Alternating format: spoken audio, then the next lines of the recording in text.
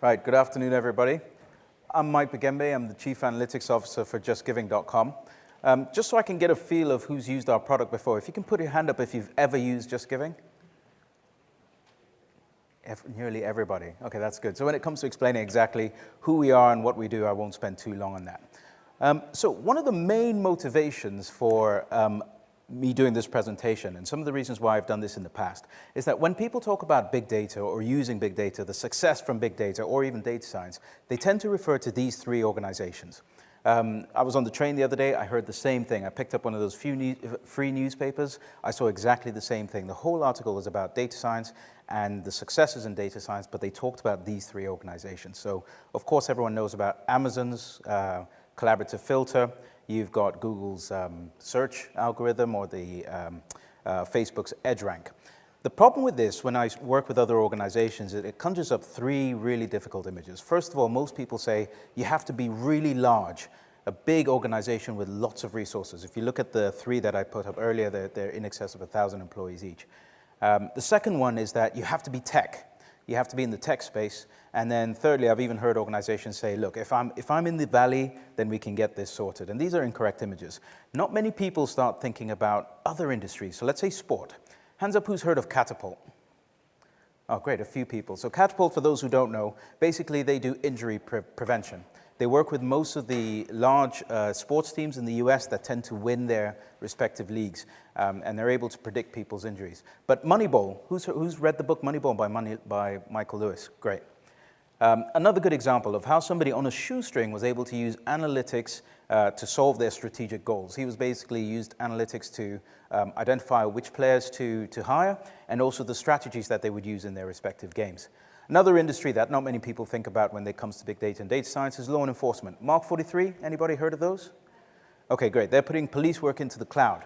Or Ann Milgram, who was Attorney General in one of the states in the US, and she managed to reduce crime and murder rates by in excess of around 40%. And then, of course, there's organizations that use it for good. Anybody heard of the Black Dog Institute? Okay, so they use data science to predict the early onset of depression. Some really interesting variables, like the distance that you move from your house is a really big indicator of how likely you are to become depressed.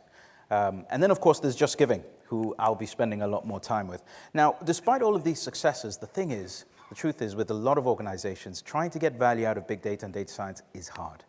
Industry reports indicate that about 70% of organizations who start this journey fail to see any return. Some of them don't even come out of neutral. And so it's a very difficult journey ahead. And there are many reasons for that. And one of the reasons that I've come across is that there are lots of different components of information about, let's say, who your leader should be, or what a data scientist should look like, or what sort of data you should capture. But there isn't anything that's trying to explain in the big picture exactly how you do it. How do you take those vast amounts of data and generate true value for your respective organization efficiently? Because it's expensive. Data scientists aren't cheap.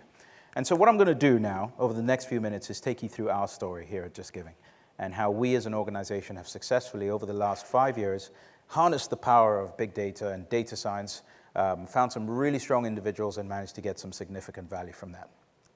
Is that okay? So JustGiving started about 2001. Two ladies, Anne-Marie Hubie and Zareen Karras, basically decided that they want to revolutionize the way we give and the way we raise money for the causes that we care about. And the good thing is they really embrace technology in order to do this. They're often happy to be the first. Every time something new or innovative or transformative comes into the digital space, they're happy to jump into it first. And the journey really began with the paper fundraising page, the form that we used to take around to our friends and to our colleagues when we were raising money for a cause or when we were participating in a specific event. By today's standards, this isn't very efficient. You're pretty much tied up to this piece of paper everywhere that you go. You can't reach beyond the people that you are physically connected to, for example. And what they did is they digitized that. They basically took it onto the internet, and as early as 2001. What's interesting is to remember the year in which they did this. So when they did this, the internet was still very much 1.0. Google was still a baby. Wikipedia had just been launched. And most people who were doing online transactions or online purchases were doing so with money order. So again, this is one of the things about Zareen and Anne-Marie, about trying to be on the forefront of technology and coming out first. Now, the web obviously evolved. We saw a whole host of new applications, more people came online, And that meant we also saw the introduction of social. And again, they were the first to jump into that. I think actually we might have been one of the first organizations in Europe to build a social app on Facebook. We've got a really good relationship with that organization. But as you can see, the page evolved. We started taking into account social interactions, allowing people to connect, allowing people to collaborate, and to really do the things that they started to get used to do on the platform. So we saw some big changes in that. As a result of that, we got to the position where we've had in excess of 20 million people use our platform from over 160 countries, raising more than $4 billion of the course on that duration, basically. And so what we've done is, despite those really strong numbers, we still want to grow the world of giving. We still have that ambition that there's more to go. There are still causes out there that aren't getting the funding that they require. There's still needs, there's still haves and have-nots. And to do this now, what we decided to do over the last 5 years is embrace this new big data, this data science, these vast amounts of data and the amazing calculations that you can run on top of them through data science to grow the world of giving. Now remember, I said earlier, it's pretty hard, and 70% of organizations are unsuccessful, and we didn't want to be one of those. So the journey that we took is what I'm going to take you through. The first step that we did was try to understand the mechanics of our strategy. And we did this algorithmically. So took an algorithm to say, exactly what do we need to do? What are the variables that have really strong coefficients or are statistically significant? Which ones of those do we have to move or adjust in order to grow the world of giving? And our algorithm told us the first thing that we have to do, of course, is try and get more pages, but different pages. So increase the number of pages and the variety of pages. Not everyone wants to do the marathon. So you could see that people were trying to raise money by, instead of accepting birthday gifts, or if they were getting married, instead of receiving wedding gifts, they were happy to get money donated to their respective causes. Many of you guys, hands up if you participated in something like this last year. No one. Oh, did I see any hands? Sorry. Oh, great. Did you pour the water, or were you the recipient? Okay.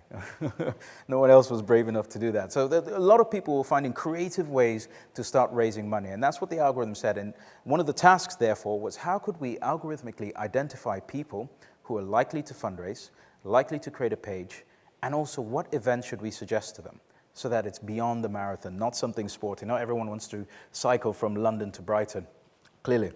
And so the other thing that we could do was also offer them a helping hand.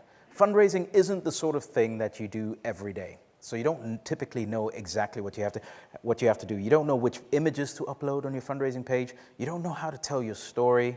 And some people do, but generically, we don't all know how to do that. We don't even know what targets that we have to set. So the question, therefore, there was, how do we use data science to start determining what that story should look like for you as an individual, and what your target should be? Or how far should you stretch your target so that it's something more realistic? What numbers should you raise that increases your chances of returning and coming back to fundraise, significantly? There's a particular number even. We found magic numbers that if you raised a certain amount, you doubled your chances of fundraising again because of the satisfaction that you gained. The third thing that the algorithm showed us was that, of course, we needed more supporters. We could get more supporters to the page. If you remember, the paper fundraising page could only reach a certain people, and what we're doing is we live in a connected world right now, so there's a significantly large number of people that we can reach out to or connect to. And so what we did was we said, in order for us to use data science to generate value by achieving those 3 strategic aims, we needed to look at this humble fundraising page in a different way. We needed to look at it in the same way that a machine looks at it, so that we could really understand how it works. And so if you look at this page, there's a lot more data than just who's fundraised or who's donated. There's information there on what their motivation was, the story. So now with natural language processing, you can try and understand what was the thing that drove them to do this. For the people who donate, there's comments that they leave as well, so you can understand how does this person relate to either the cause or the individual that's raising the money. And so you get transactional data, you get web behavioral data, but what was also interesting, another data source, was observational data. So we could see, how do people behave when they were reaching the target? So if the fundraiser was at 0%, you've got some people for whom their personality, they really want to be the first. And so it's a really good idea to show them the page as soon as possible because they want to be the first to donate. They're equally people who we call hero supporters, who when the target is at 95%, they're pressing refresh constantly because they're waiting for it to get to 98 so that they could be the one to get you over the line. So really interesting observations, but all of that is different sources of data. But that's not enough. As with many things with data science, restricting yourself to just the data that's within your organization is not enough. We decided we really needed to understand the thinking process, the decision process of how we decide to give. So we went to a really rich vein of data, and that was academia. This was huge. This basically lifted our ground truth significantly. We got to the point where we had an even deeper understanding of that entire thought process, the triggers that make you generous, the things that, the hormones that get stimulated and how you can stimulate those hormones through things on a screen. Really, really interesting stuff. And so we took that and we discovered that there were some extra things that we needed to find out. We knew that we needed to be significantly more engaging. The algorithm needed to find pages that were interesting. Pages that would allow people to come back more frequently to see how this is progressing or how that particular fundraising activity is, to ensure that it's interesting for that individual. We also needed to be considerate. We're not always in a position where we can give. And so sometimes it's useful for the algorithm to know that this user who's just arrived onto the site, it's probably better that we just engage them. We just continue to show them something interesting, get them into that position where they want to come back, rather than try and extract money every time. And so some really interesting science that came out of there. Just by rewording something, there's if you ever get a chance, there's a TED Talk by Simon Sinek called Start With Why. He goes through an example there where he talks about changing the sign for a homeless person. And he just changed the words to be more considerate of the giver. I think the words moved from the standard ones where, I'm suffering from this condition and so forth, please help me, to the next time if you give regularly, the next time you give, think of me. And that homeless person, I think, raised more in an hour than they typically raise in a day, just by changing that sign. So that's an example of how even you can use words to be able to get to that position. And of course, we have to be relevant. We're in a world dominated by personalization. We have to understand exactly what giving means to you. And for us, actually, more specifically, when we talk about being relevant, what we mean is we need to understand what you care about. Now, this is difficult. This is not so easy, and traditional methods aren't typically good at finding this. So with a lot of data science, there's a lot of things that come out of the box. Retail will use things like collaborative filters for personalization, or when you're trying to find out the next thing, the next item to purchase, you can look for lookalikes. But cancer doesn't behave that way. And a lot of those conditions aren't like that. Giving is so specifically personal to you as an individual that just because your digital twin has done 8 actions and you've done 6 of the same, doesn't mean that the 7th is the one that they should recommend to you. So a lot of those things then almost felt like we had to start again. We had to go back to the drawing board because you couldn't use those out-the-box functionality to be able to do that. And just as a really simple example, I care about children very differently the moment I became a parent. So the things that we're passionate about, the things that we care about are not static. They change over time, constantly actually, through a whole bunch of reasons. And so we continued to do our research and came across this chap called Nick Christakis. He wrote a book called Connected and has also done a TED Talk around the subject. And basically his research was all around how connections influence behavior. How do they influence perspectives? And how do they influence the decisions that we make? And we saw from some of that even things like generosity flows through networks. Happiness flows through networks.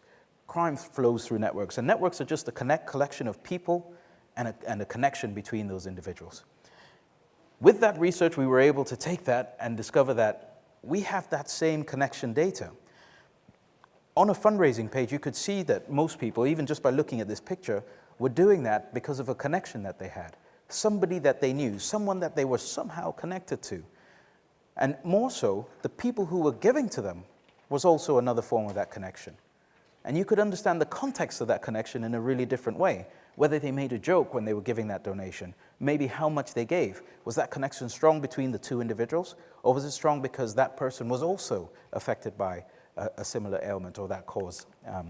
And so we knew that we had to take this whole thing about being social to another level. And basically, our challenge was much clearer.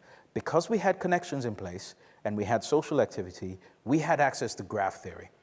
And that meant that we could do a whole bunch of calculations that we couldn't do before, gain a whole bunch of extra insight. Now, of course, when you look at things as a graph, if you take a normal flat table and look at it as a graph, you are increasing the amount of data that you have because you're representing it as a system of connections, nodes and connections. So our problem statement was much clearer, as I said. We had machine learning that we were going to use to try and add to the personalization, but we were also going to use machine learning primarily to help you be engaged, to find out what it is you were interested in, and then graph theory to try and do some of those calculations so that we could be very, very specific about what you, cared about. Now, one of the other challenges we had is we didn't have, at JustGiving, the resources to hire an army of data scientists. We couldn't hire 40 people or 30 people like some of those other organizations out there. And this is actually where some of the tools that exist out there today are fantastic. We were able to focus purely on the problem at hand, the problem of trying to make sure we can match people with causes that they cared about. And we didn't have to care about the scaffolding or any of the infrastructure because we were using the platform as a service offerings. We did try some of the others. There's nothing wrong with some of the others, but we just didn't have the skills in place to be able to build all the mechanics around that in order for us to start addressing the problem. So this was a Microsoft solution that we used. We used Azure, the platform as a service offering. And all that allowed us to build our graph. This is a snapshot of real data. This is a snapshot of the real graph. It's a system of people connected to other people, but who are also connected to causes. Because we took connections on, and started understanding connections in a very different level, we knew that the connections weren't just between individuals, but the connections were also the connections to the causes. We took that a step further. The causes had specific connections too. They weren't just, for example, you're not just connected to cancer. Some people might be connected to palliative care in cancer, or some people may be so passionate about the cause they just want it eradicated, they're more interested in research. This graph, this algorithm that we built, could basically work out if a charity was looking after, I think we had some really interesting incidents, for example, cats in Afghanistan with one leg. Or if you were really passionate about women's education in Botswana. So it was very, very specific. Because remember when I said that what you care about is so personal, it does go down to that level. You can be passionate about women's education, but you might have an extra passion for women's education in Botswana. And so what this does is it takes the charities and breaks them down. It creates a machine-readable description of what the charity does and breaks each of those components down into different nodes as well. So we're connecting people to each of those individual nodes. Now this, as I said, is a static image. It's changing all the time. The moment somebody makes a donation, the whole graph changes. Now, 8 years ago, we couldn't run some of these calculations. They would take about 3 months to run. Because, as you know, with graph theory, so the calculations are long. You have to do calculations across each node and each edge sometimes, depending on what it is you're calculating, betweenness or closeness or any of those sort of graph metrics that help you build an understanding of influence. You can understand who in a particular network is really useful to tell something to, because when you tell that person something, that spreads to this group of people. Or if you get this person to do something, everybody there decides they're not going to do it. So you could see how influence moves through that graph. So we built that graph, and then, of course, we built a machine on top of that so that we could start doing those calculations and make them relevant to what it was that we were trying to do. We got into a position, basically, for the 3 things that I outlined at the beginning. We could now understand exactly who was likely to fundraise. We could see what event they were interested in. And that propensity could change tomorrow the moment one of your friends did something. If one of your friends, a close friend, someone that you were very, very close to, let's say, decided to fundraise, it may influence your decision to fundraise. But we also have competitive relationships, maybe those that were not explicitly competitive, but you could look at the data and see how competitive they are. Every time your friend donates £10, you give £10, or £12. Every time they donate 20, you give 22. These things exist. And so you could see the moment one of your friends fundraise and the data says that these two have that sort of competitive relationship, your propensity to fundraise is also going to change. And so we got to that point. Then helping hand, which I talked about earlier. The algorithm then could predict, as soon as you created a fundraising page, how much were you likely to raise. It also understood whether it should stretch that amount, stretch that target, because if it stretched that target, for some people, they get put off. If you stretch that target, for some people, they get excited. And it pushes them even further, and they could raise even more than they planned to do. But it also could tell you what the perfect page is for you. We had a perfect page algorithm that can work out exactly what you should be doing on your fundraising page in order to raise the funds that you wanted. And then, of course, there was all the people, the third item. So we could connect people who were passionate about your cause. We could find your friends. We could understand the relationship between your colleagues and yourself. We could see things like balance theory. Everyone know what balance theory is? Nope. Okay, so we could see where, for example, 10 minutes left. You could see how relationships or decisions would be made based on other factors in the network. So for example, there was one individual who was getting donations from a lot of their colleagues and a lot of their friends. Wasn't getting donations from a lot of their colleagues, by the way, but were getting donations from their friends. The moment her boss donated to her page, balance theory took effect. Every one of her colleagues who were on the platform also started donating. Now, it wasn't because of her, it was because of that influential person. And the great thing about graph theory is it's able to point out some of these variables extremely early. So you can see that in advance. You could basically see who is this individual that if they do something, it'll spread. And all of this basically got us to the point where we were beginning to now start to see how much closer we were getting to our strategic objectives. We were in a position now where we could start growing the world of giving. We could get donations through the use of data. We could give people a helping hand through the use of data science. And we could start making sure that causes that needed funding were getting the funding that they require. Thank you very much, guys. I'm happy for any questions.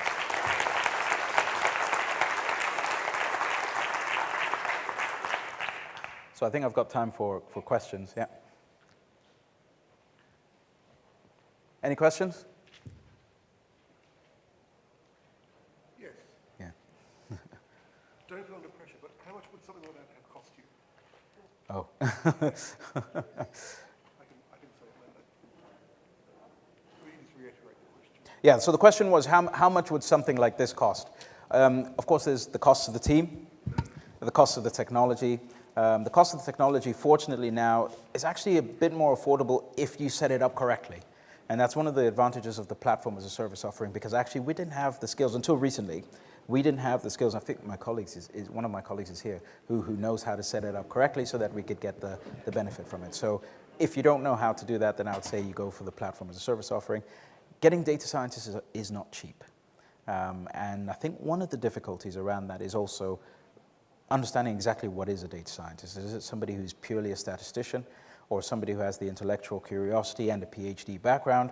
And so we were able to get people who we knew had the capabilities and the intellectual curiosity, which was the combination. And actually we got those cheaper than someone labeled a data scientist.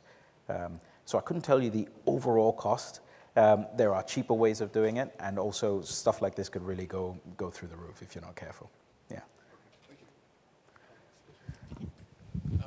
So this all looks very fascinating with all the algorithm and what you've put in there in place. And I just wondering how much giving have you increased after you implement the solution, and how long did it take to actually implement it? Yeah, so that's a good question. Because this thing, data science itself is also quite new in most organizations, so the experimental period can take quite a while. We had to get pretty focused. All in all, the development of at least one of these prototypes started in 2014, September, and we launched the first version in early 2015. That went for a year, and we raised 5 times the amount that any of our new products has ever raised in their first year. Yeah. Yeah. However, I think one of the other things you have to be concerned about is when doing stuff like this in a traditional organization, you don't have a lot of people that you can explain exactly how you've done it, right? So you do have, at least my job, for example, was I spent a lot of time trying to convince people of what we've actually done and had to prove it. So if you use the scientific method, it works very easily because you always have a control, you have the test, and you can demonstrate that as a result of the treatment of the algorithm, you were able to get an increase. But yeah, that's something that I've seen in other organizations where you get a lot of dissonance between the BI team, for example, or even the developers, because you're going to be looking at data in a way that nobody else has looked at it before, and also potentially killing some sacred cows. So that difficulty is one that you do have to bear in mind. I guess you being the CFO who support this development, it really helps. Yeah, I think you need. Well, exactly. There's the budgetary issues, but then also making sure that the leadership team is still on board. So I think with these sort of initiatives, it's always very useful to have a voice at the senior table.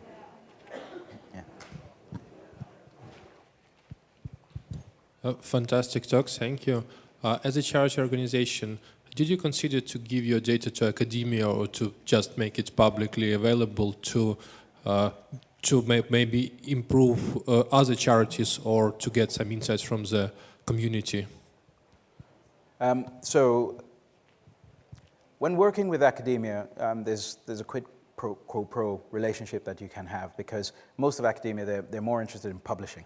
And so giving them the opportunity to have an experimental platform where they can experience causality rather than correlation is very useful for them. We have to respect at every cost the privacy of all of our users. Giving is one of those things that is so inherently personal that some people don't want others to know what they're giving to. It's private and it's that sort of thing. So in terms of giving data, we were very, very careful with that. We don't give any of the data away. We don't share any of that data. But we do get people into, if they have a particular skill set. So like when we were working with graph theory, for example, there are experts in Germany that we were working with. So the guys who are real social networking experts do lots of work with Facebook, that they came in and we did some work together to try and understand the relationships and causes. So, and that's the way we were able to get some really good insights.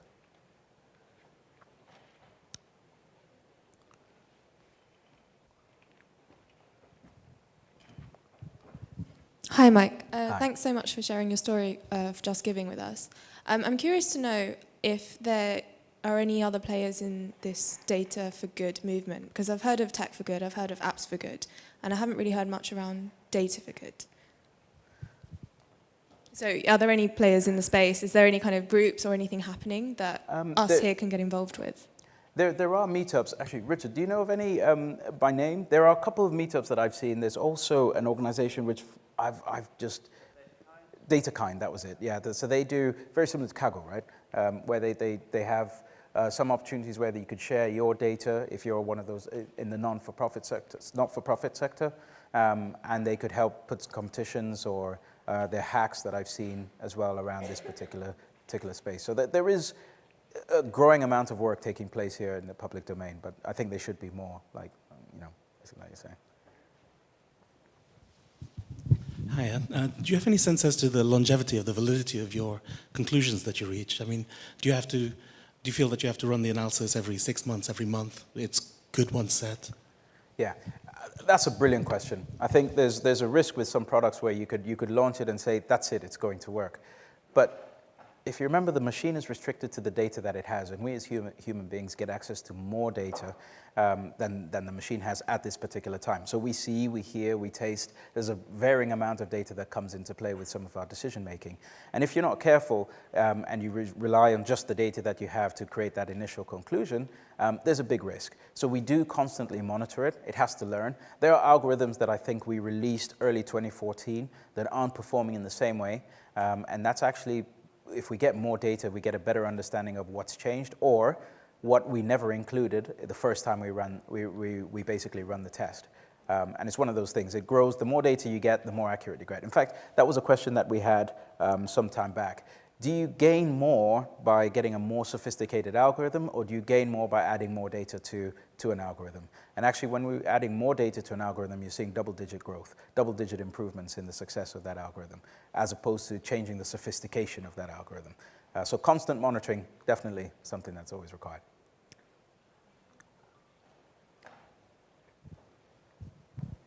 Hi, maybe a bit more of a technical question, but a lot of these graph theory algorithms take a long time to run. Yeah. And you say they're constantly changing every time someone changes something, a social network, things change. How often do you build these algorithms? Are they done on a daily basis, or? Yeah, so we used to run them once a day, and they'll take an hour. And actually, the calculations would take an hour, but getting the data was taking even longer. To basically, we almost had to rebuild the graph, because there are some graph databases out there, and we couldn't get it to work in some of those graph databases, because they're probably much better for real-time deep traversals, as opposed to doing calculations over the entire universe versus local calculations. And so we're now doing it more frequently. It's still almost a slightly batched process to do some of those calculations, but they're done in a way where a component is real time for a user that's there, and then you have a more universal graph calculation a short time after that to calculate the bigger changes that are taking place, therefore still keeping it relevant for that user. Thank you. Yeah. Great. Thank you very much, guys.